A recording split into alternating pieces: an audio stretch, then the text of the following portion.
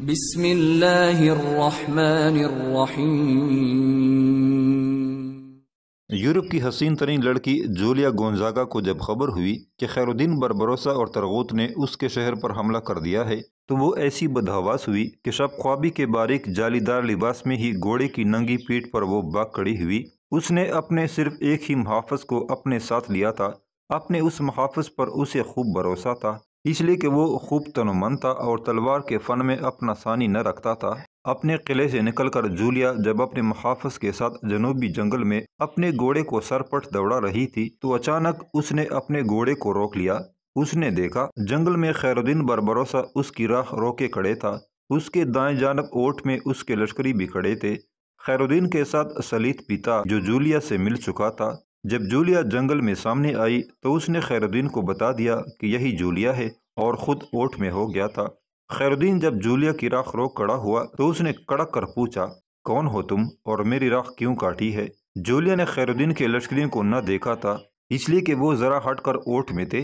خیر الدین نے دیکھا جولیا اس قدر باریک لباس پہنے ہوئی تھی کہ اس میں سے اس کا سارا بدن ایک سرخی مائل جھلک کے ساتھ نظر آ رہا تھا۔ خیر الدین نے اپنی کمر سے بندھا ہوا جولیا کا وہی لباس کھولا جو سلیط نے اسے دیا تھا، اور وہ لباس اس نے گھوڑے کی ننگی پیٹھ پر بیٹھی ہوئی جولیا کے اوپر پھینکتے ہوئے کہا، تمہارا میرے سامنے یوں برہنہ رہنا میرے لیے باعث شرم ہے۔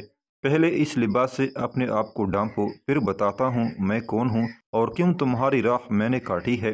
جولیا نے ایک بڑی حیرت اور پریشانی میں اپنے لباس کو دیکھا، پھر گھوڑے پر بیٹھی ہی بیٹھے اس نے وہ لباس پہن لیا اور غور سے خیر الدین کی طرف دیکھتے ہوئے پوچھا، اب کہو کون ہو تم؟ خیر الدین نے کہا، تمہارا یہ لباس تو میرا ایک مخبر تم سے لے کر گیا تھا، اور میں ان دو میں سے ایک ہوں جن کے سر یا اسیری پر تم نے اپنا بدن تک داؤ پر لگا رکھا ہے۔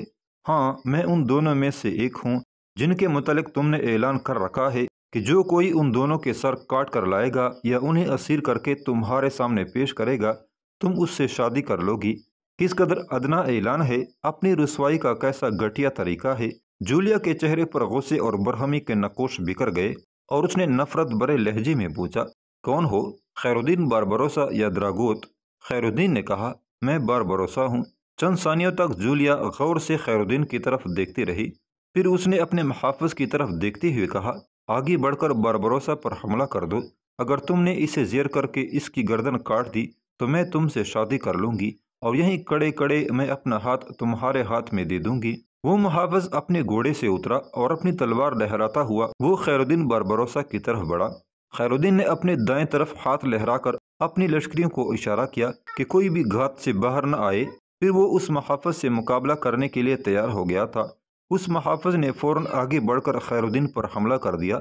وہ اس امر پر ہی خوش تھا کہ خیر الدین کو موت کے گھاٹ اتار کر وہ جولیا کی دائمی رفاقت کا حقدار ہو جائے گا۔ جولیا سے شادی کرنے کا نشہ بری طرح اس پر سوار ہو گیا تھا۔ جولیا کے ذاتی محافظ ماتیاس نے اپنی طرف سے خیر الدین پر ایک خطرناک اور مہلک وار کیا تھا، لیکن وہ دنگ رہ گیا۔ خیر الدین نے اس کے حملے کو بڑی آسانی سے اپنی ڈال پر روک لیا تھا۔ پھر جنگل میں جولیا اور ماتیاس کے سامنے کھڑا خیر الدین طوفانی شکل اختیار کر گیا تھا۔ اس نے ماتیاس پر جوابی حملہ کر دیا تھا اور اس کی چمکتی خمدار بھاری تلوار بار بار حملہ آور ہو کر برق کے کوندے اور آگ کے شرارے کی طرح حرکت کر رہی تھی۔ ماتیاس جو یورپ کا مانا ہوا تیغزان تھا اور جس کی جنگی قابلیت اور شجاعت پر جولیا کو ناز تھا، وہ اب خیر الدین کے وار بڑی مشکل سے روکتا ہوا اس کے آگے آگے بھاگ رہا تھا اور خیر الدین اسے اپنے اشاروں پر نچا رہا تھا۔ جولیا پریشان اور مضطرب ہو گئی تھی۔ اچانک خیر الدین نے اپنی ڈال خوب زور سے اپنے آگے آگے الٹے پاؤں بھاگتے ماتیاس کے پہلو میں دے ماری تھی۔ ماتیاس لڑکھڑایا، اپنا توازن وہ برقرار نہ رکھ سکا اور زمین پر گر گیا۔ خیر الدین نے آگے بڑھ کر اپنی تلوار کی نوک اس کی گردن پر رکھتے ہوئے پوچھا، اگر تم اپنی شکست تسلیم کرتے ہو تو میں تمہیں معاف کرتا ہوں، اور اگر تمہیں اس سے انکار ہے تو میں اپنی تلوار کو پھر حرکت میں لاتا ہوں، اور یاد رکھو اگر میری تلوار اٹھ کر تم پر گری تو پھر تمہیں خاک و خون میں ملا جائے گی۔ ماتیاس نے تلوار ایک طرف پھینک دی اور اپنی بے بسی کا اظہار کرتے ہوئے اس نے کہا، میں شکست تسلیم کرتا ہوں۔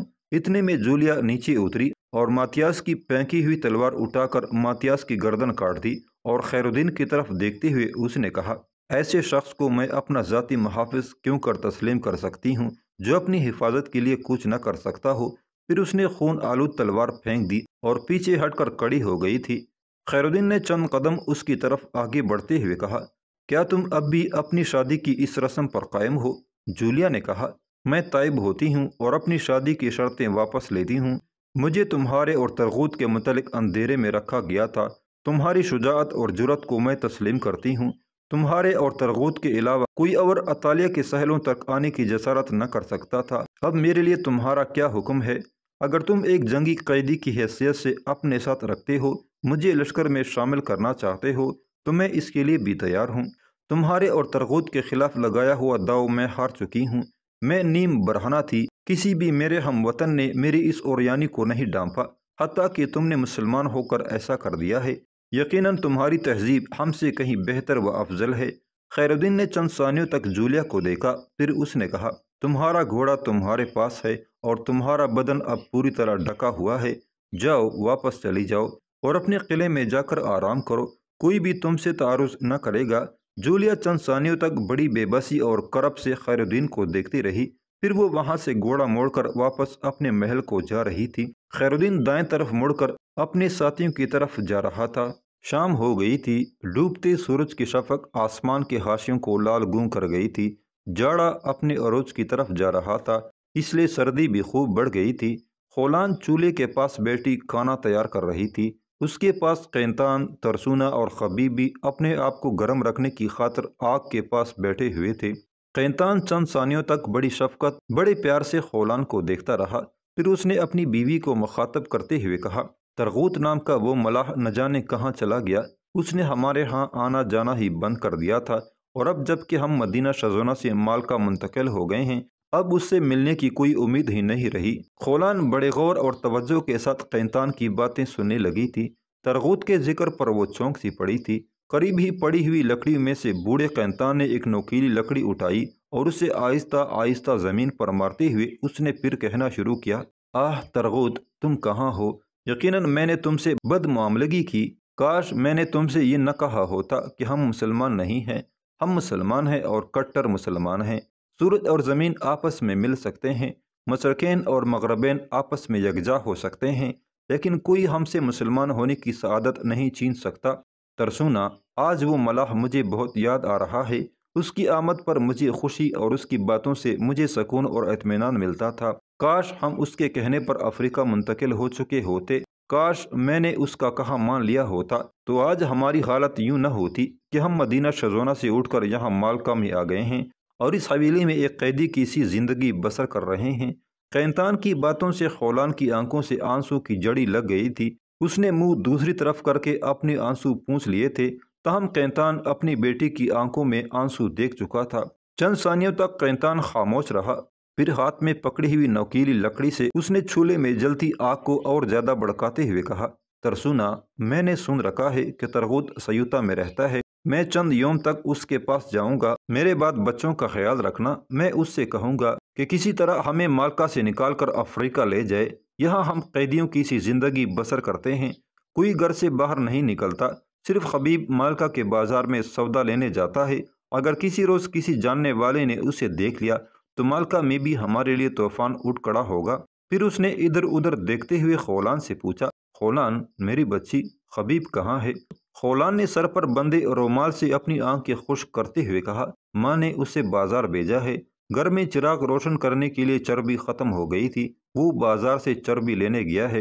اے میرے باپ، آپ نے اگر ترغوت کے پاس جانا ہو تو جلدی کیجیے، یہاں مالکا میں بھی ہمارے لیے خطرہ ہی خطرہ ہے۔ ترغوت مسلم قوم سے محبت رکھنے والا ایک جرأت مند اور بے باک جوان ہے، یقیناً وہ ہماری مدد کو مالکا کا رخ کرے گا۔ قینتان نے محبت بھری نگاہوں سے خولان کی طرف دیکھتے ہوئے کہا، میں ضرور اس کے پاس جاؤں گا بیٹی، اور مجھے امید ہے ترغوت شاید۔ قینتان کہتے کہتے رک گیا، کیونکہ خبیب حویلی میں داخل ہوا تھا۔ اس کے ساتھ چند مسلح جوان بھی تھے، جن میں سے ایک نے خبیب کا بازو تھام رکھا تھا۔ خبیب کے کپڑے پھٹے ہوئے تھے اور چہرے پر زخموں کے داغ تھے۔ اس کے ہاتھ میں چربی بھرا برتن ٹیڑھا ہو گیا تھا، شاید ان مسلح جوانوں کے ساتھ خبیب الجھا تھا۔ قینتان اور ترسونا گھبراہٹ میں اٹھ کھڑے ہوئے۔ خولان نے گوندے ہوئے آٹے کا برتن ایک طرف رکھ دیا اور اٹھ کر وہ ایک طرف کھڑی ہو گئی تھی۔ قینطان آگے بڑھا اور اس جوان سے خبیب کا بازو چڑھاتے ہوئے کہا، اسے چھوڑ دو، مجھ سے بات کرو، میں اس کا باپ ہوں اور میرا نام قینطان ہے۔ اس مسلح جوان نے خبیب کو چھوڑ دیا۔ قینطان نے خبیب کی طرف دیکھتے ہوئے کہا، تم اندر جا کر کپڑے بدلی کرو بیٹے۔ خبیب نے چربی کا برتن چولہے کے پاس رکھ دیا اور خود وہ چپ چاپ اندر چلا گیا تھا۔ قینطان نے پوچھا، کہو کیا بات ہے، تم لوگوں نے میرے بیٹے کو کیوں مارا ہے؟ اس مسلح جوان نے کہا، ہمارا تعلق مدینہ شزونہ سے ہے، ہم تم لوگوں کو تلاش کرتے پھر رہے تھے کہ تمہارے بیٹے کو ہم نے بازار میں چربی خریدتے دیکھ لیا، ہم نے اسے پکڑ لیا اور گھر کا پتہ پوچھا، یہ ہمیں کچھ نہ بتا رہا تھا، لہٰذا ہم نے اسے مار کر گھر کا پتہ پوچھا، ہم صرف خولان کو لینے آئے ہیں اور کسی کی ہمیں ضرورت نہیں۔ یہ کلیسا میں راہب ابلیس اور 2 جوانوں کو قتل کر کے ادھر بھاگی ہے۔ مدینہ شزونہ کی مذہبی عدالت نے اس پر الزام لگایا ہے کہ مرنے والے 2 جوانوں کا خولان سے ملنا جلنا تھا اور ان کے اس سے تعلقات تھے۔ راہب ابلیس نے اسے اس فعل بد سے منع کیا لیکن یہ نہ مانی۔ ایک روز جب وہ دونوں جوان خولان کے کمرے میں اسے رنگ رلیاں منا رہے تھے تو اوپر سے راہب ابلیس آ گیا اور ان دونوں شیطانوں کو موت کے گھاٹ اتار دیا، جس کے جواب میں خولان نے راہب ابلیس کو قتل کر دیا اور مالکا کی طرف بھاگ آئی۔ مذہبی عدالت کو یہ ساری باتیں مدینہ شزونہ کے ایک رئیس اپائرس نے بتائی ہیں، کیونکہ اس کا راہب ابلیس کے پاس آنا جانا تھا اور راہب اسے خولان کی بدکرداری کے قصے اکثر سنایا کرتا تھا۔ وہ خولان کو اندر ہی اندر سمجھایا کرتا تھا تاکہ کسی راہبہ کی بدنامی نہ ہو۔ خولان نے اپنے کانوں میں انگلیاں دے لی اور روتے ہوئے اس نے کہا، یہ جھوٹ اور بہتان ہے، ابلیس راہب نہیں ابلیس تھا اور اپائرس بھی اسی جیسا شیطان تھا۔ اس مسلح جوان نے کہا، جو کچھ تم نے کہنا ہے پادریوں کی عدالت میں کھڑے ہو کر کہنا، ہمارا فرض تمہیں مالکا سے مدینہ شزونہ پہنچانا ہے۔ پھر اس نے اپنے دونوں ساتھیوں کی طرف اشارہ کرتے ہوئے کہا، خولان کو پکڑ لو اور اسے اپنے ساتھ لے چلو، اگر یہ مزاحمت کرتی ہے تو اسے اٹھا لو۔ قینطان نے خولان کے سامنے کھڑے ہوتے ہوئے کہا، تم میری بیٹی کو نہیں لے جا سکتے، تم اسے ہاتھ نہیں لگا سکتے، میں اسے نہیں جانے دوں گا۔ ترسونا بھی خولان کے سامنے کھڑی ہو گئی تھی۔ دونوں مسلح جوان خولان کو پکڑنے جب آگے بڑھے تو قینطان نے اپنے لباس کے اندر سے خنجر نکال لیا اور گرج کر کہا، دور رہو، میری بیٹی کو ہاتھ نہ لگانا۔ ان دونوں جوانوں نے پھر مڑ کر اپنے سرخیل کی طرف دیکھا۔ اس نے اپنے سر کا مخصوص اشارہ کیا، جس کے جواب میں ان دونوں جوانوں نے تلواریں برسا کر قینطان اور ترسونا کو موت کے گھاٹ اتار دیا تھا۔ خولان دھاڑے مار مار کر رونے لگی تھی۔ ان مسلح جوانوں نے اسے پکڑ لیا اور گھسیٹتے ہوئے حویلی سے لے گئے تھے۔ خبیب جب کپڑے بدل کر باہر نکلا تو اس نے دیکھا وہ مسلح سپاہی اس کی بہن خولان کو لے جا چکے تھے اور وہاں اس کی ماں اور باپ کی لاشیں پڑی تھی۔ خبیب آگے بڑھا اور باری باری دونوں لاشوں سے لپٹ کر وہ دھاڑے مار مار کر رونے لگا تھا۔ کافی دیر بعد رو کر اپنا غم ہلکا کرنے کے بعد خبیب سنبھلا، پھر شاید کوئی فیصلہ کر کے وہ اٹھ کھڑا ہوا تھا۔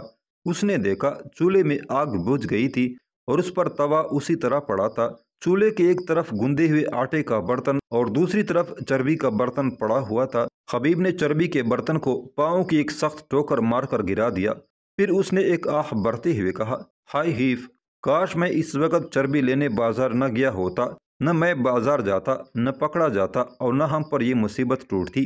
آہ، میرے باپ مارے گئے، میری عزیز اور بے گناہ بہن کو وہ پکڑ کر لے گئے، پادریوں کی عدالت اسے زندہ نہ چھوڑے گی، شاید اب میں اپنی بہن کو بھی نہ دیکھ سکوں۔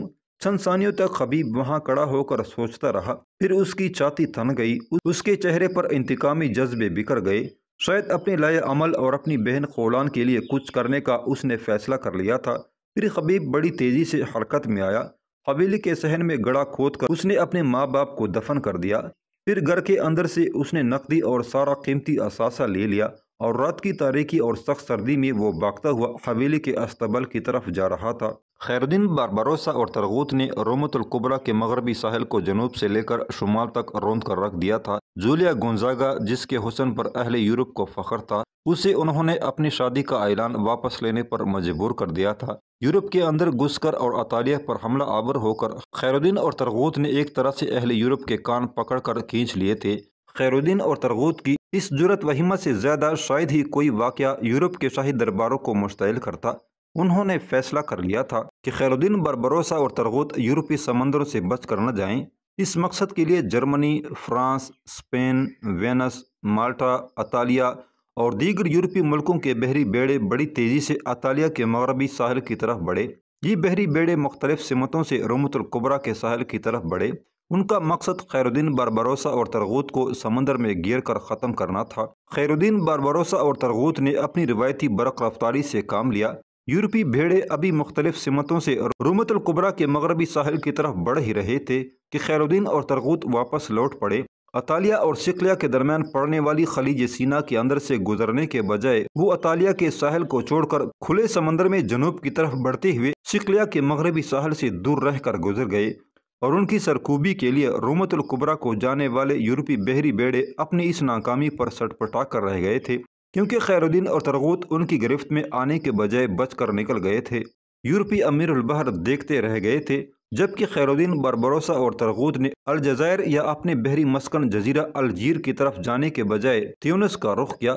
تیونس کی بندرگاہ اور اس کے ارد گرد کا وسیع علاقہ ہسپانوی عملداری میں شامل تھا، اور تیونس کی بندرگاہ کی حفاظت کے لیے وہاں چارلس کی طرف سے ہسپانیہ کا ایک بحری بیڑا مقرر تھا۔ کسی کے وہم گمان میں بھی یہ بات نہ آ سکتی تھی کہ اطالیہ کے ساحل سے نکل کر خیر الدین باربروسا اور ترغوت تیونس پر ٹوٹ پڑیں گے۔ ان دونوں نے تیونس کی بندرگاہ کا مکمل طور پر گھیراؤ کر لیا تھا۔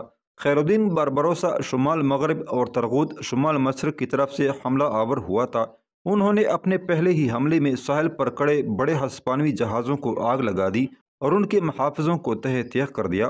پھر انہوں نے اپنے جہاز اور کشتیاں ساحل پر لنگر انداز کی اور بندرگاہ پر اتر کر انہوں نے وہاں مقیم ہسپانوی فوج پر عام حملہ کر دیا تھا۔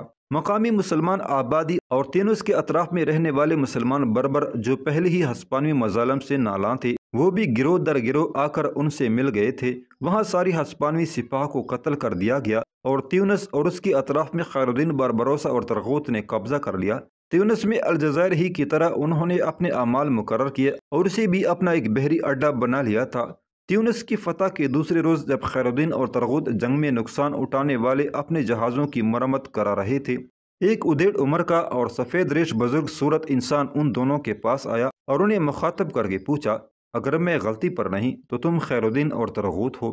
خیر الدین نے اسے جواب دیتے ہوئے کہا، تم نے سچ کہا میرے محترم، میں خیر الدین ہوں اور میرا یہ عزیز بھائی ترغت ہے۔ اس بوڑھے نے کہا، میرا نام حسان ہے، کبھی میں تیونس کا حکمران ہوا کرتا تھا۔ اہل ہسپانیہ نے یہ علاقہ مجھ سے ہی چینا تھا۔ ان دنوں میں شہر کے مشرق کی طرف اپنے صحرائی محل میں رہتا ہوں۔ اہل ہسپانیہ بھی میری عزت اور توقیر کرتے تھے۔ اب جب کہ تم دونوں مسلمان ہو اور تم نے بزور شمشیر تیونس کو فتح کر لیا ہے، تو کیا تم دونوں یہاں سابق کی طرح میری حاکمیت بحال نہ کرو گے؟ ترغوت نے غور سے اس بوڑھے حسان کی طرف دیکھتے ہوئے کہا، میرے بزرگ، آپ ان جھلملیوں میں نہ پڑیں، آپ کے اب آرام کرنے کے دن ہیں۔ آپ میں اس قدر ہمت نہیں کہ آپ تیونس کی حفاظت کر سکیں اور اس کا نظم و نسق چلا سکیں۔ اگر آپ میں ایک اچھے حاکم کی کوئی رمق ہوتی، اگر آپ میں مسلم قوم سے ذرا بھی ہمدردی ہوتی، تو جس طرح ہسپانیہ نے آپ سے تیونس چھین لیا تھا، آپ اندر ہی اندر اس کے خلاف جدوجہد شروع کر دیتے اور تیونس کو ان سے آزاد کرانے کی کوشش کرتے۔ لیکن آپ تو اپنے صحرائی محل میں پڑے داد عیش دیتے رہے اور مسلمان تیونس میں ہسپانوی مظالم تلے پیستے رہے۔ آپ یہ کیوں توقع کرتے ہیں کہ کوئی اور آپ کی حاکمیت کو بحال کرے؟ یہ سہل نگار لوگوں کا شیوا ہے اور ایسے لوگ اچھے حاکم ثابت نہیں ہو سکتے۔ بوڑھے حسان نے خفگی اور ناراضگی میں کہا، تو کیا اب جب کہ یہاں مسلمانوں کی حکومت ہوگی تو میں بھی کسی کے ماتحت یہاں اپنے صحرائی محل میں ایک گوشہ گیر اور محکوم کی سی زندگی بسر کروں گا؟ کیا یہ میرے لیے عار نہیں ہے؟ کیا یہ صریحاً میری توہین اور میرا وقار مجروح کرنے کا عمل شروع نہیں کیا جا رہا؟ ترغوت کے بجائے اس بار خیر الدین نے حسان کو جواب دیتے ہوئے کہا، میرے بزرگ، آپ انتقام اور گمراہی کی باتیں کر رہے ہیں۔ جب یہاں ہسپانوی حکمران تھے اس وقت تو آپ کو اپنا وقار مجروح ہونے کا کوئی خیال نہ گزرا، نہ ہی آپ کو یہاں اپنی حاکمیت اور مسلمانوں کا وقار بحال کرنے کی کوئی جدوجہد کی۔ میں آپ کو چند ماہ کی مہلت دیتا ہوں، آپ اپنے آپ کو تیونس کی حفاظت اور حملہ آوروں سے اس کا دفاع کرنے کے قابل ثابت کیجیے، تو بخدا میں آپ کو یہاں کا حاکم مقرر کر دوں گا۔ اگر آپ یہ سوچتے ہیں کہ آپ حاکم بن کر صرف داد عیش دیتے رہیں اور کوئی دوسرا فرد تیونس کے ساتھ ساتھ آپ کی بھی حفاظت کرتا رہے، تو ایسی منفی سوچوں سے مجھے نفرت ہے۔ یاد رکھیے، ایک سخت حملے کے بعد یہ علاقہ ہم نے ہسپانیوں سے چینا ہے اور میں جانتا ہوں وہ اسے حاصل کرنے کی خاطر دوبارہ اس پر حملہ آور ہوں گے۔ کیا آپ ان سے تیونس کی حفاظت کر سکیں گے؟ نہیں، ہرگز نہیں۔ اگر ہم آپ کو تیونس کا حکمران بنا دیتے ہیں اور اس کی حفاظت اپنے ذمے لیتے ہیں تو یہاں کے لوگ دو دڑوں میں بٹ جائیں گے، کچھ ہمارے ساتھ اور کچھ آپ کے ہم خیال ہو جائیں گے۔ اور ان حالات میں خانہ جنگی کا خطرہ بڑھ جاتا ہے، اور میں ایسا نہیں چاہتا۔ آپ آرام کریں، ہم آپ کی ہر سہولت و آسائش کا خیال رکھیں گے۔ بوڑھا اور مکار حسان نے زور زور سے زمین پر پاؤں مارتے ہوئے کہا، تو کیا تم سمجھتے ہو اس وقت یہاں میرا کوئی حامی نہیں ہے، اور میں اس قابل نہیں ہوں کہ تیونس کا حاکم بن سکوں؟ یاد رکھو، حق حقدار کو ضرور ملتا ہے۔ حسان غصے میں زخمی سام کی طرح پنکارتا ہوا واپس چلا گیا تھا۔ خیر الدین بربروسا اور ترغوت پھر اپنے کام میں لگ گئے تھے۔